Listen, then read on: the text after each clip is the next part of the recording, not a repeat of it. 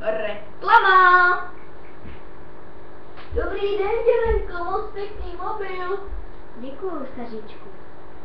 Mám tady ale takovou novou a účinnou pantofli. Nevím, jestli ji znáš. Ještě jedna rána.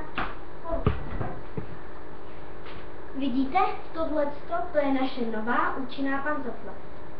Když uvidíte nějakého hajzla na ulici, když jdete třeba sami domů a už je vám jasný, že je to on, prostě stačí jen dvakrát trefit a věřte mi, on se svalí na zem a vy mezi tím můžete zavolat policii.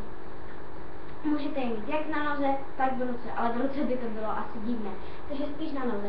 Je určená pro hodně velikostech, třeba 41, 45, to je jedno. Ale věřte, že hajzla to neměje. A ještě taky, děti, věřte nám, máme pro vás taky. Když neumíte moc mířit, což je nám trošku jasné, hodíte to třeba někam jinam, ale věřte mi, pantofle je naprogramovaná tak, aby našla toho správného hajzla a doletí tam sama. Věřte, podívejte.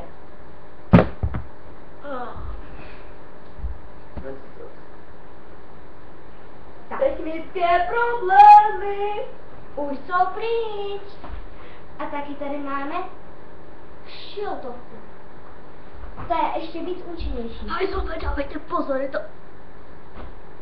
Stojí za mnou. Je to ještě víc účinnější. Je to pro holky, i pro kluky, i pro dospělé, i pro staré. Stačí jen jedna rána a už jde k sebe. Je velmi stylová, to samé bačkora. Já mám modrou, protože se mi modrá líbí, ale je třeba i v jakékoliv barvě. Fialová, červená, růžová, to je jedno. Ale teď je k cenám.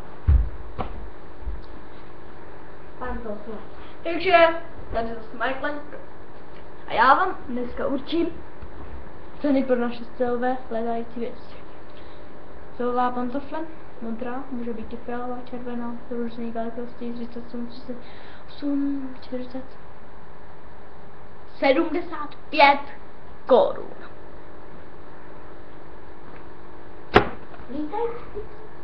Vítající šiltovka. V jiných taky barva, velikostech, nastavitelná. V jakékoliv velikosti je to úplně jedno. Když máte větší hlavu, prostě. Dobře. Stylová, ne. Reklama musí mít dobrý zad, to každý ví. A já dám ten nejlepší zad. Přesně.